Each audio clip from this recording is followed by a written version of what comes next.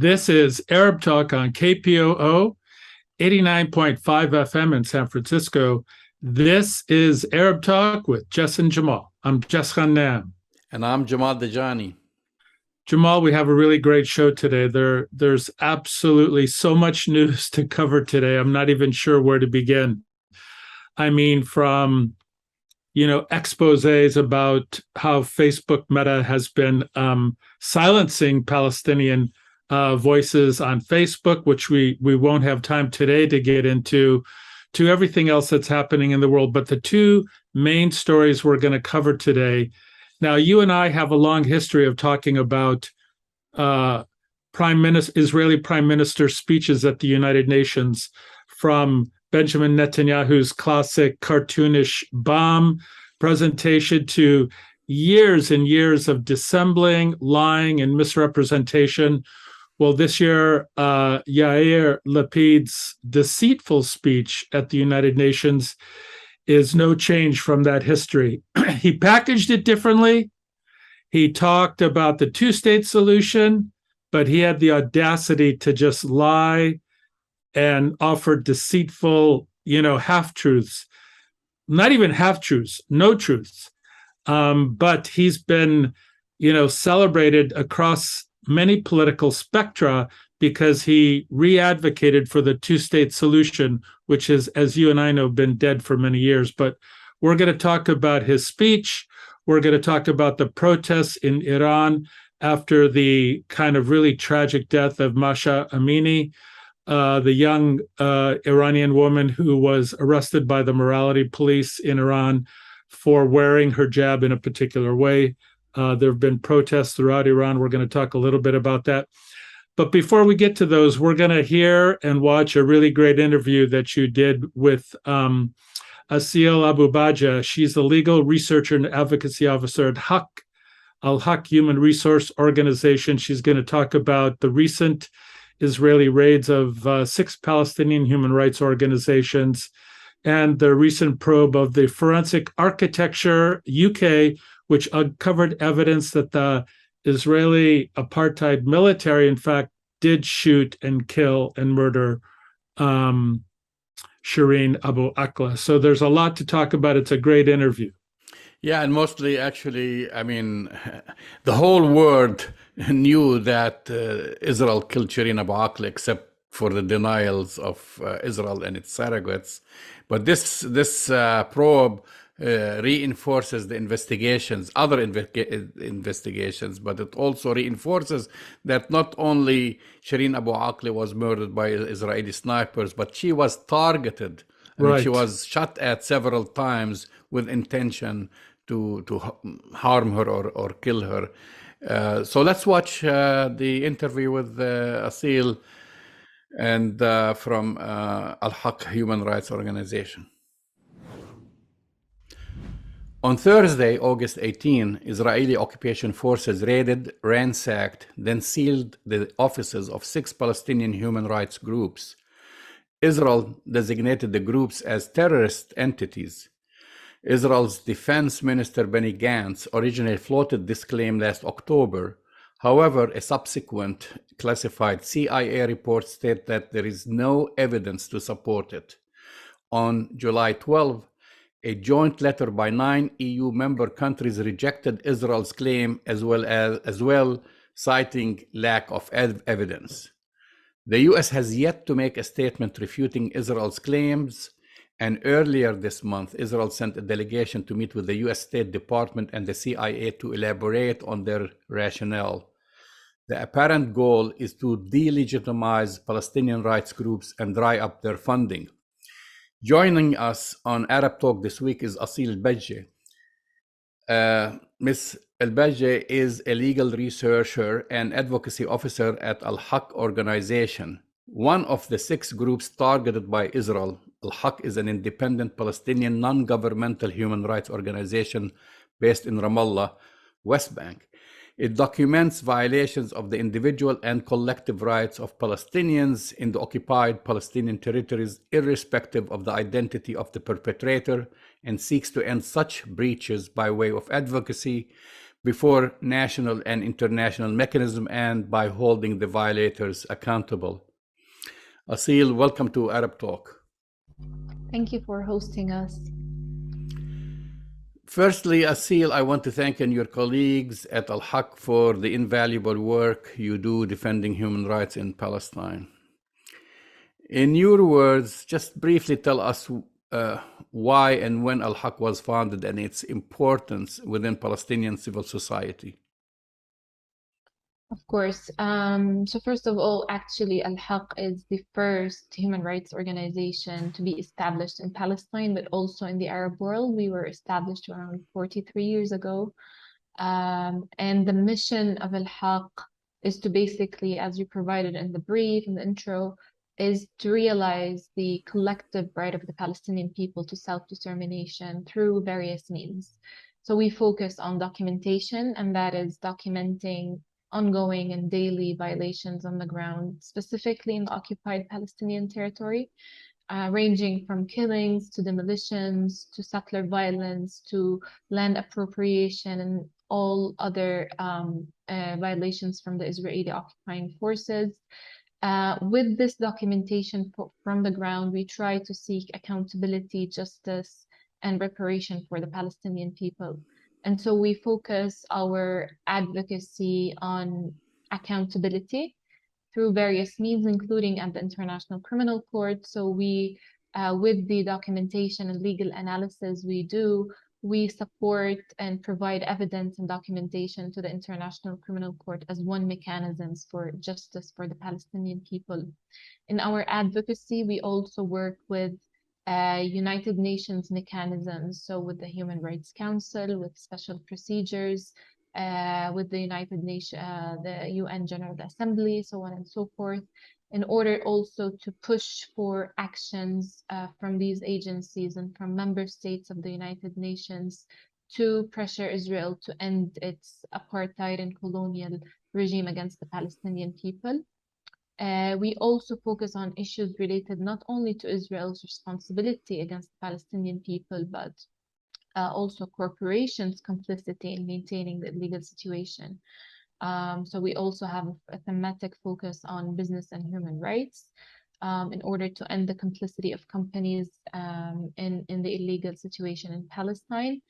On the other hand, more broadly, we also try to push for centering the Palestinian narrative in international domains. That is, that the situation in Palestine is one of settler colonialism and apartheid for 70 years and above against the Palestinian people as a whole. So we're not only talking about violations, random violations happening against a fragmented section of the Palestinian people and the occupied Palestinian territory, but systematic regime of erasure, violence, and domination and institutionalized discrimination that has been operating for above a century now. So you do a lot of work, really, and you work as you've mentioned. Your reports go to the United Nations, but you also collaborate with the EU and the United States. Am I correct? I wouldn't use the word collaborate, because what we do with the EU, United States, and other states in general in the world is to basically doing advocacy work. And in terms of our advocacy, because we work under the umbrella of international law, so we try to push these states, whether at the EU level or United States level, is to basically abide by their international obligations. So when we're talking about Israel's apartheid regime, because of the gravity and the seriousness of the violations and crimes it commits, this entails obligations not only on Israel to end such regimes, but also on the international community. So with our advocacy, we try to push for these legal obligations on third states.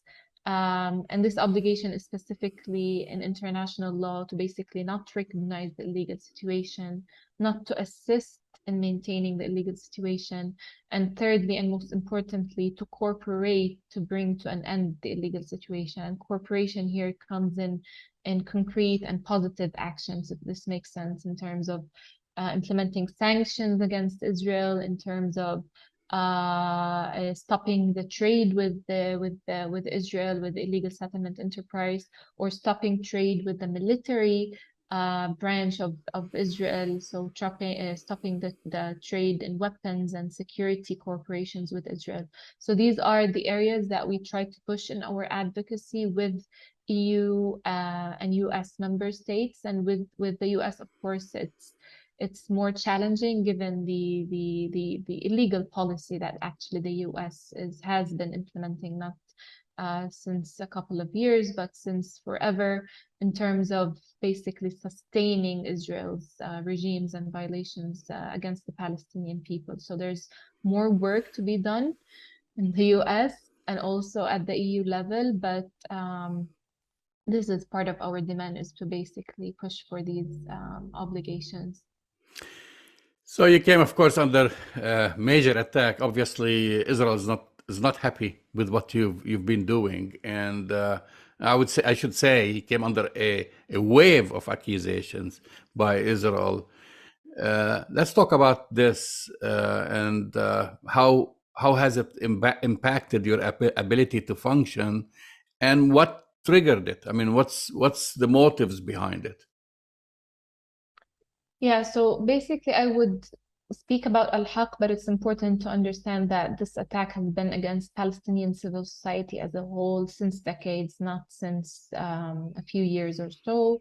And it escalated specifically with the move that you mentioned in your introduction in October last year, when Israel's Minister of Defense basically designated 6 leading Palestinian human rights organizations as terrorist organization under Israel's domestic anti-terror law. And this designation was followed by military orders also from the military commander designating the same organization as unlawful associations. So what this means in practice is that, first of all, our work is outlawed as per Israeli standards. So we're not allowed to function or to operate. It means also that the staff of the 6 organizations under threat of being arrested. And actually, the threat of arrest could lead to 25 of imprisonment for senior positions of these the members of these organizations. It also means that our assets and our funds is under threat of being freezed or confiscated. It also means that we are under threat of being raided and closed, which happened actually 1 year after the designation last August. So these are the implications of the designation, but as you said, it's more broader than this 2 events or 3 events that happened last year, because there has been an ongoing campaign by Israel to basically target and silence and actually erase the Palestinian civil society because of the core work that we do, which is, as I mentioned in the introduction, from Al-Haq's mission is to actually document human rights violation, ensure that there's accountability for ongoing crimes that are being committed, ensure that the Palestinian discourse is centered, so on and so forth. But other organizations from the 6 that are targeted, such as, for example, Al-Damir, it has been for decades working on advocating for the rights of Palestinian political prisoners. Other organizations such as Defense for Children International Palestine, DCI, works on the rights of Palestinian children. Other organizations are focused on issues around women or workers and issues around research and social justice. So in more broadly, what Israel wants is basically to shut down the work of these 6 organizations, but the missions that they work about, which is basically to counter Israel's counter Israel's impunity through accountability, to realize the right of the Palestinian people to self-determination, and all these missions that we adhere to through international law. And the designation happened in October, but before that, what Israel was doing basically, specifically around the time that there was work around, started around the International Criminal Court file, there was more actually smearing campaigns and attacks against the organization, including actually death threats. against members of the 6 organizations and other human rights organizations in Palestine. Other staff members were denied travel, for example, throughout the years. Others were arbitrarily arrested. As we're speaking now, 30 Palestinians who are under administrative detention are launched yesterday, actually, a hunger strike against this policy of administrative detention, which is basically detaining Palestinians without charge and without trial based on secret evidence. One of our colleagues from the 6 organizations, from Al-Damir, he's a lawyer, Salah Hammouri, was detained last year under this administrative detention policy, and he's one of the people who are collectively doing the hunger strike. So these are some of the implications and the attacks that have been targeted civil society before, during, and after the designation. Obviously, Israel's main goal is to cripple the organizations financially, politically, restrict your movement. The last raid in August, they've confiscated and destroyed your equipment, as I understood. I understand it. How have you been functioning now with the closure of the offices and what the Israelis have done? I mean, how do you continue doing your work? Just a correction for the what happened during the raids. Israel did not confiscate equipment from Al-Haq specifically, but from other of the 6 organizations. But the raid in itself, of course, is illegal because of the political nature of this attack and the military orders and the designation. And so how are we basically operating since the raid is that we're in our offices. We're working as usual, but it's important to not underestimate the repercussions of the raid or even the designation from last year, is that we have been since last October under threat of being arrested. And the main 2 threats is basically, or 3, I would say, threats of imprisonments, and actually after the raid, 3 of the heads of the 6 organizations received threats, cold threats from Israeli intelligence services, threatening them with imprisonments if they continue the work of their organizations. So this remains a threat for the staff of the 6 organizations. Another threat is, or challenge, is on funding.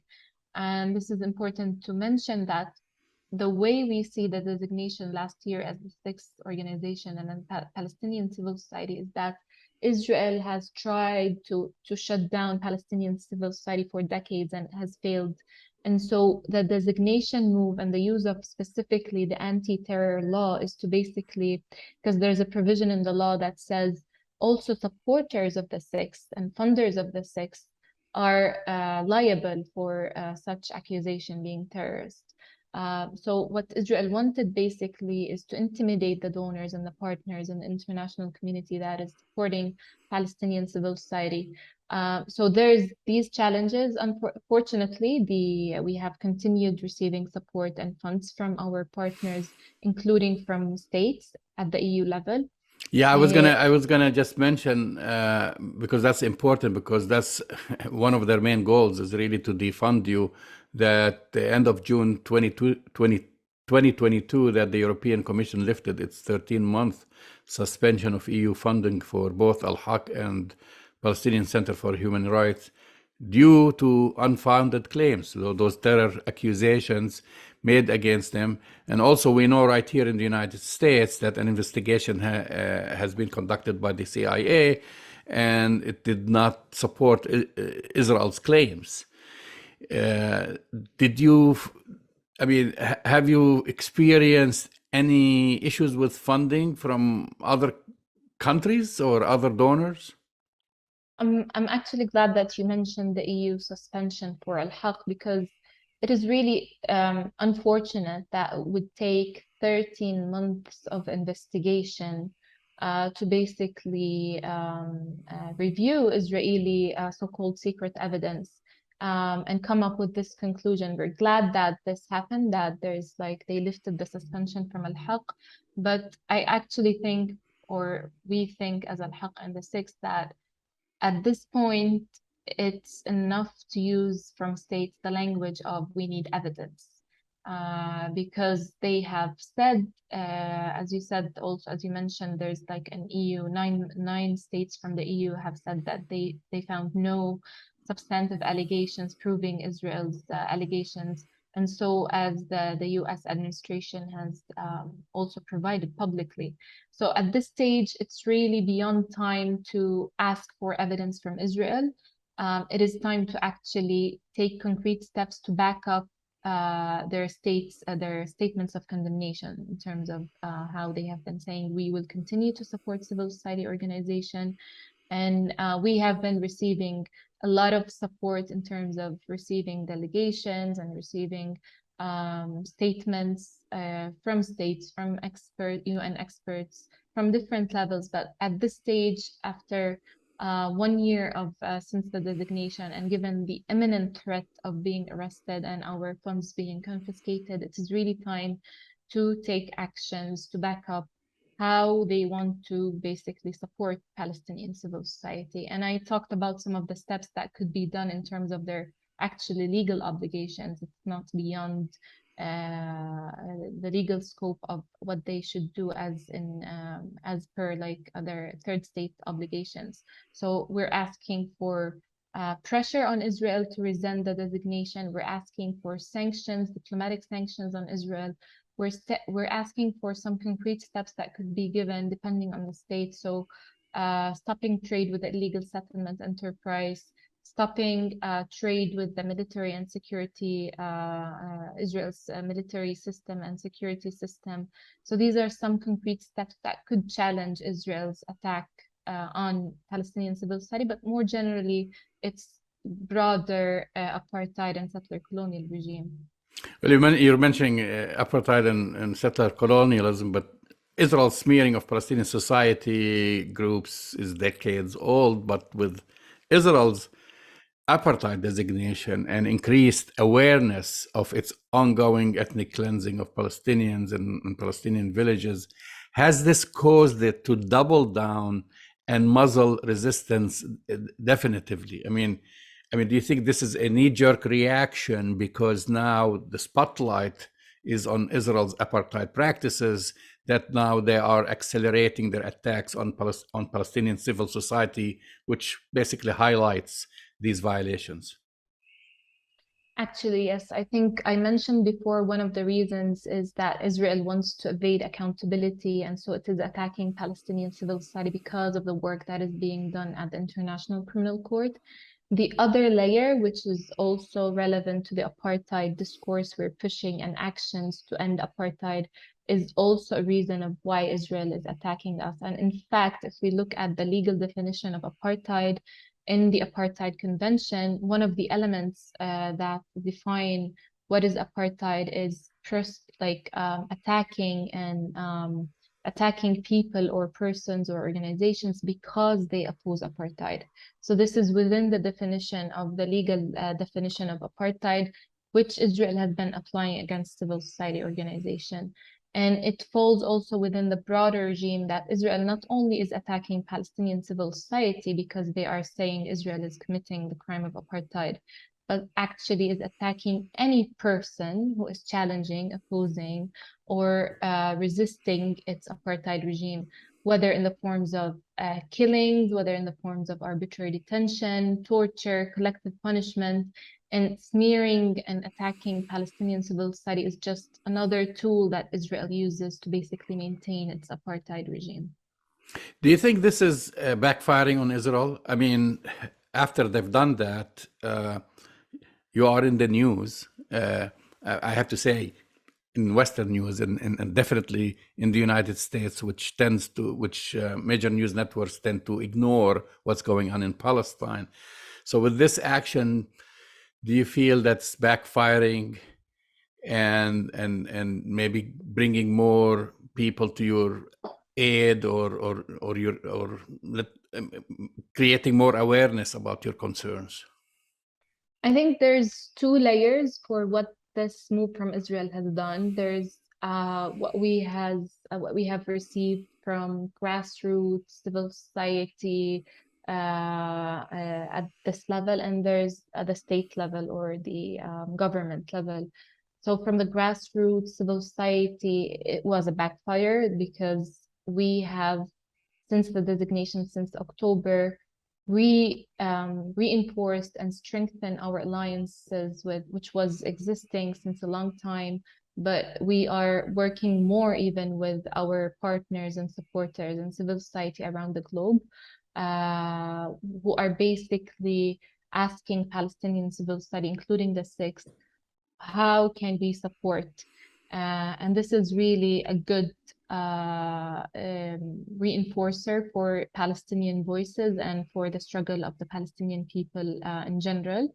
On the other hand, I think at governmental level or from states, also, I think this was a backfire in terms of Israel was expecting that the states would basically be intimidated by saying these are terrorist groups, so you're not allowed to fund them or support them, and they received the opposite answer from states. So this is good in terms of what states are saying, but as I said before, we have not seen concrete measures and effective measures to basically support these statements of support, which has been lacking for the past year. And I'm not sure if this will happen from states, but we're still doing our advocacy to basically ensure that states to take and implement actions to back up their support. A joint probe by Forensic Architecture and your organization, Al-Haq, uncovered evidence that an Israeli sniper repeatedly shot at Palestinian journalist Shireen Abu Akleh. Can you elaborate on this investigation and on your own findings? For sure. Thank you for bringing this example. And actually, before you ask how are we working since the raid, we're doing our investigations, we're doing our documentation, we're doing our advocacy. So this is part of the ongoing work Al-Haq has been doing after the raid. And actually, it has been going on for a long time that we were collaborating for investigating the killing of Shireen Abu Akleh last May with Forensic Architecture, who are based in the UK. So with our unit, our new unit, the Forensic Architecture unit, what the unit and Forensic Architecture has been doing is basically trying to reconstruct the scene of the killing from last May through digital modeling and advanced architecture tools to basically see what really happened throughout the day. So we launched this video that can be found on our website and on Forensic Architecture website.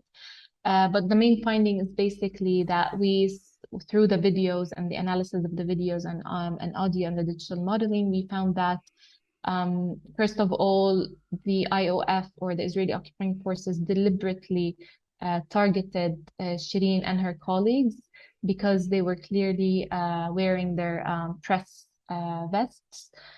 Second of all, there were 3 waves of bullets fired at the group of journalists. The first wave deliberately targeted Shireen's colleague Ali Samoudi, and the second wave actually hit and killed Shireen Abu Akleh, and then there was a third wave even after the killing of Shireen, which didn't hit any of the journalists or the civilians, but it shows that Israel was deliberately targeting this group.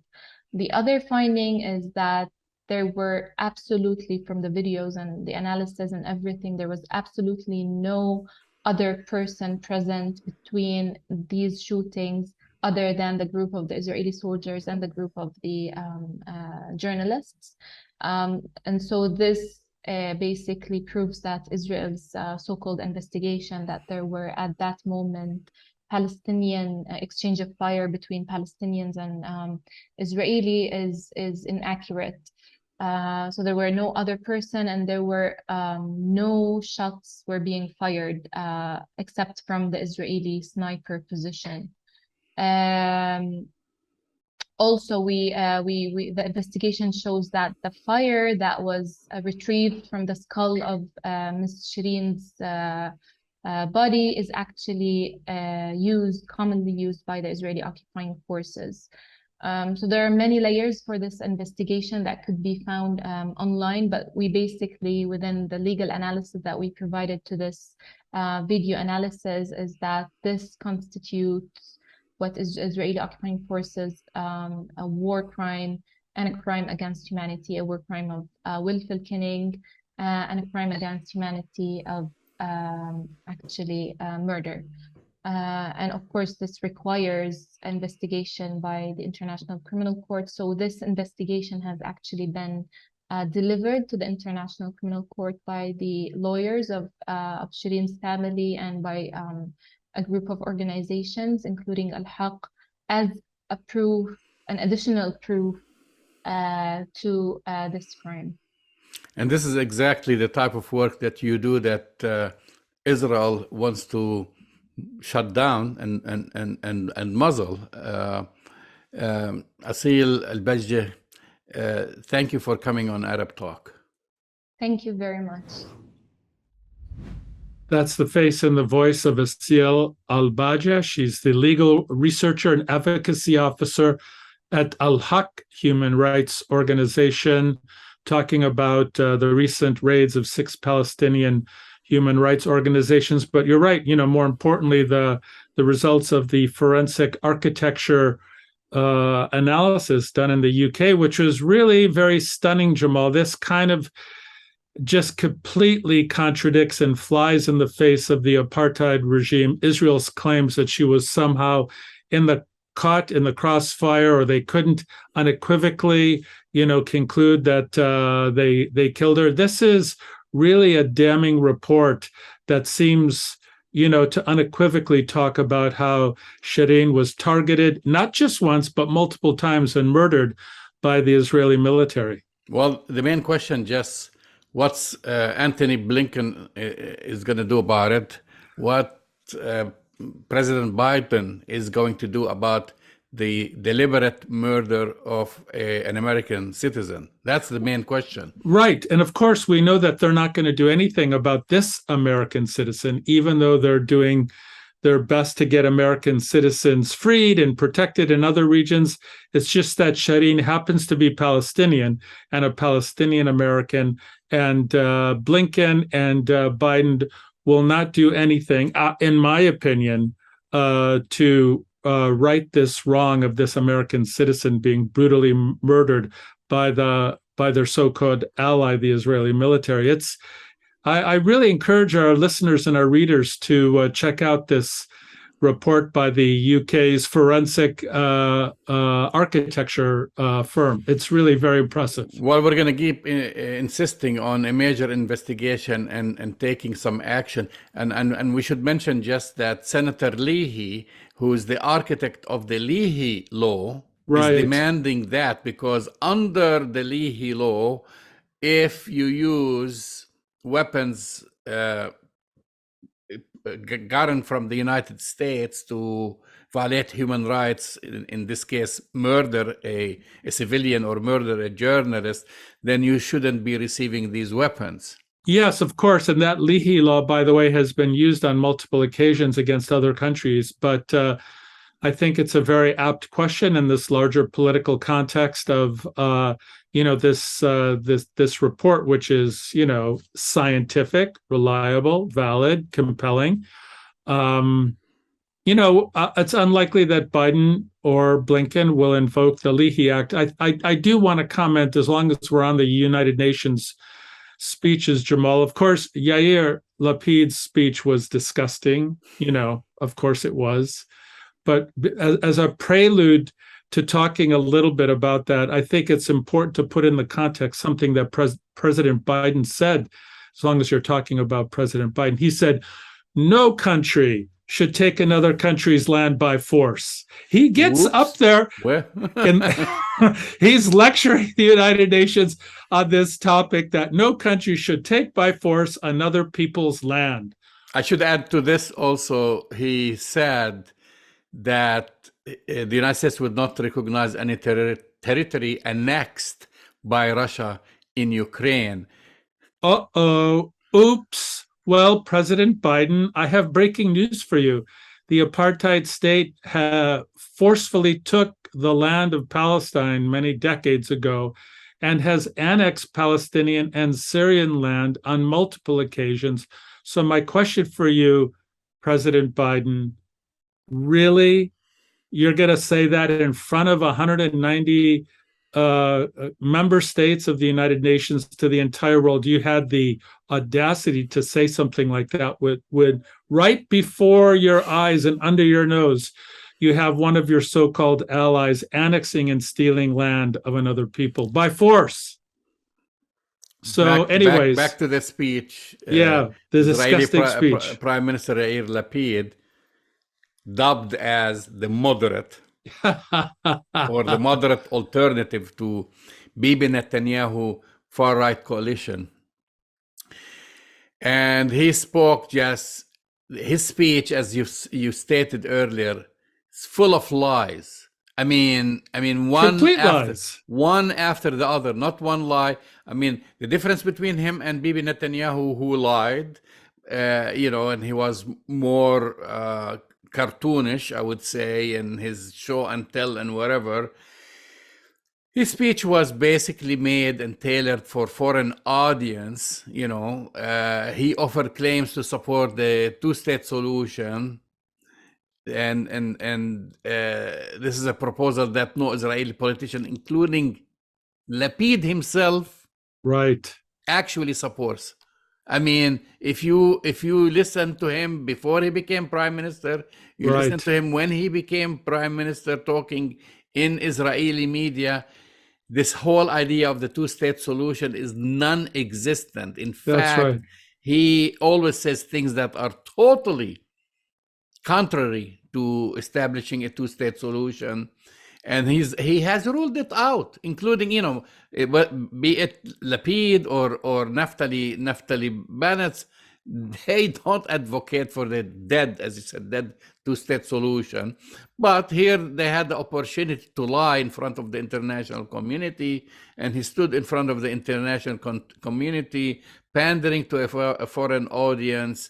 He changed his tunes. All of a sudden now he wants to revive the two-state solution. After it's dead.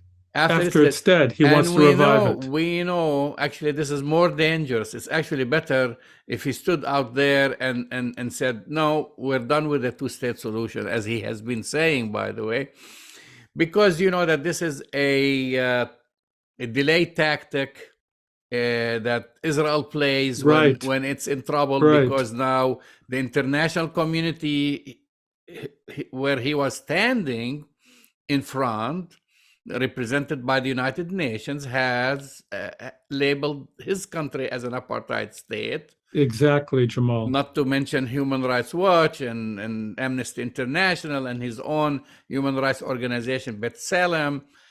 So that's a deflection to come back now, because you don't want to talk about Israeli human rights violations. You don't want to talk about Israel shutting down Palestinian civil society.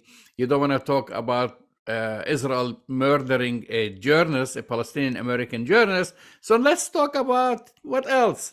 The two-state solution, Jess. Well, the kind of painful irony is that he's talking about a solution that is not only dead, Jamal, the two-state solution is dead, but he had the audacity to refer to Palestinians as neighbors. So our partners in life. Our partners in life. So when talk about a Hasbara kind of twist on occupation, oppression, and apartheid, it would be, he had the audacity to refer to Palestinians with whom, he is occupying, whom he is destroying land, stealing land, and killing people on a regular basis as neighbors. And the insult that had to Palestinians and to people of conscience and to people with who are just in reality, because anybody who's in reality who heard Lapid's speech would not only feel insulted, but would justifiably, as Palestinians have, felt enraged that he was given this forum to lie, to dissemble, and to kind of create this crazy narrative. And I think you're actually right, Jamal. I think it's a very important point for our listeners and our viewers. It's like, it's actually more dangerous for him to spread this two-state lie. It really is, because it's cover for all the other atrocities that the Israeli military and their government are committing on a regular basis, daily basis. It's a cover. It's a total deflection. And let's go back to our partners in life. I mean, under his government, and I say they because the coalition before that, well, even going to Netanyahu and Bennett and so on, you have all these fascists running in the streets of Jerusalem chanting death to Arabs, attacking them, and in fact, Israelis, and sadly, don't see Palestinians as partners in life. They humans, see them, or human beings. See them as underclass, barely tolerated. Even I'm talking about Palestinians with Israeli citizenship. The other lie that he said, Jess, that I want to point out is he's talking about that billions of dollars are invested in smearing Israel, and basically he was accusing the BDS movement. I mean, this is laughable. If anyone knows, billions. He didn't talk about millions. He talked about billions of dollars. Oh, it's a complete lie, Jamal. All of a sudden now, Israel is the underdog. Israel that receives billions of dollars from the United States and uses, I'm not going to say billions, but hundreds of millions of dollars on countering the BDS movement. Now he wants to turn the table and say billions of dollars are wasted, like Palestinians are wasting billions of dollars smearing Israel rather than negotiating about peace. But here's the thing, Jamal. I have breaking news for Prime Minister Lapid. Palestinians and people of conscience, people of justice all over the world, we don't need to spend billions of dollars, because the apartheid state speaks for itself. Its oppressive tactics speak for itself. We don't have to spend the billions. It speaks loud and clear. So his comment that they're spending billions of dollars is not only a lie and laughable, it's a joke, because the painful reality is there every day for everybody to see. It's a joke. I want to add to this, just he's the one who is smearing Palestinians 100%. And smearing with this what he intended to say. If Palestinians, I don't know, I haven't seen the billions. Do we have billions of dollars? It's like a society under occupation with billions of dollars, right? Nice. Meaning it's paying off Human Rights Watch, Amnesty International, the United Nations, and others to publish these reports. You see, that's right. What he's saying. The billions of dollars being spent by the Palestinians, it's basically that's what he's saying. We're spending it to publish these reports to incriminate Israel as an apartheid state. Yeah, it's not only laughable, it's like, it's just a painful joke. It really is. Then the other distraction, of course, goes to what? Iran. Back again. Of course. Iran. Of nuclear. Course. Of course. Hezbollah. And he generalizes. He just wants the world to think that everyone thinks like all Muslims think like Iran, or all Palestinians think like Iran, or what have you, regardless that, of course, of the facts that Israel is the only nuclear power in the Middle East, or the only country with nuclear weapons in the Middle East, and Iran wants to destroy Israel. He fails to mention, by the way, there is a massive, a sizable Jewish community in Iran with participation in the government. That's right. He doesn't mention that.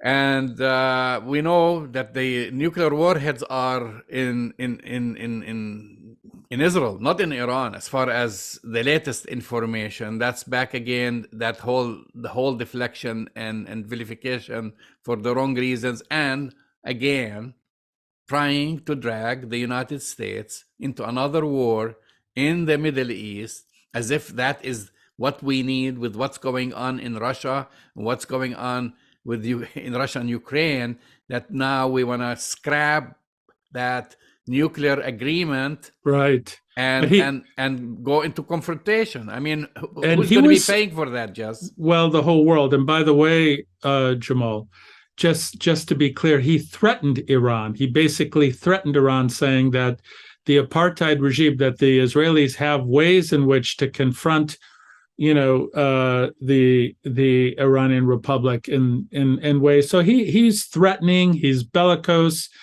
He's the Hasbara face of the Netanyahu speech. I mean, it's a Netanyahu speech, isn't it, Jamal? Just packaged a little differently. Worse, more, because he tried to hit you on different fronts, like I'm actually was going to speak about that last, but I'll say about it like, he personalizes it, and he talks about that he has a child with special needs, and her name is Yair, and she's autistic, and that she wakes up terrified at 3 o'clock in the morning because of to go to the bomb shelter because of Palestinians shooting rockets from Gaza. He doesn't talk about the thousands of Palestinian children who are terrified every night in Gaza, and the hundreds that have died, have been killed by Israeli bombings.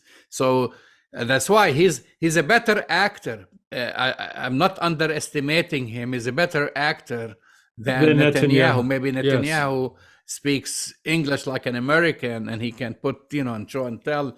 But he was a better actor, trying to win sympathies and saying, our friends, our neighbors, our partners in life, we want the two-state solution.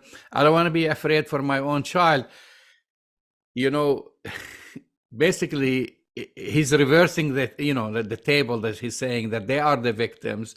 Then he talks about another lie, talks about Gaza and how Israel withdrew from Gaza, and look what happened. We took the decision to withdraw.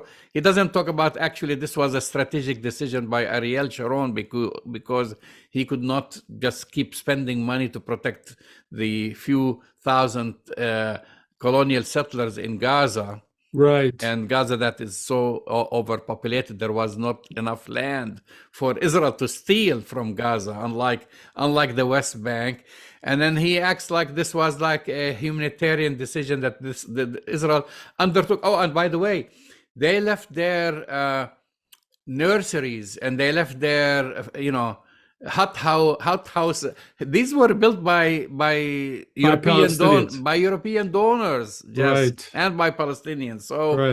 So lie after, like, you have to listen to his speech 2 and 3 times to get all the lies, just to keep up with his lies. Well, I expected, we don't have time to talk about it today, expected a more full-throated response from the Palestinian Authority. It was a very weak response.